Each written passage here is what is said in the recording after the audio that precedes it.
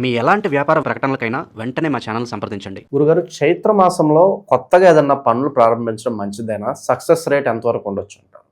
ప్రతి మనిషికి ప్రశ్న ఏంటంటే, ఎవరికైనా వ్యాపారం పెట్టే వాళ్ళకి ఎక్కువ ఈ చైత్ర మాసంలో మనం పని మొదలు పెట్టొచ్చా, ఏ రోజు పని మొదలు పెడితే బాగుంటుంది? చాలామందికి ప్రశ్న ఉంటుంది. గురుగారు షాపింగ్ చేయాలి, పెళ్లి షాపింగ్ చేయాలి, గురుగారు బండి కొనాలి, గురుగారు ఇట్లా ఈ స్కూల్లో మా పిల్లాడిని జాయిన్ చేయాలి, ఎప్పుడు జాయిన్ చేస్తే బాగుంటుంది, ఏ నెలలో జాయిన్ చేస్తే బాగుంటుంది, కెమెరా కొనాలి.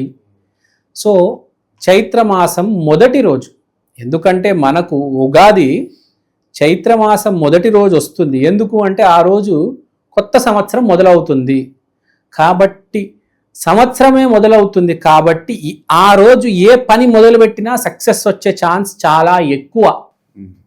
సో మీరు చైత్రమాసం మొదటి రోజు కనుక ఏ పని మొదలుపెట్టినా ఆ రోజు కూడా అభిజిత్ ముహూర్తాన్న, చైత్రమాసం మొదటి రోజు అభిజిత్ ముహూర్తాన్న మధ్యాహ్నం 12ంటికి కనుక మీరు ఏదైనా పని మొదలు పెడితే అది సక్సెస్ అయ్యే ఛాన్స్ చాలా చాలా ఎక్కువ.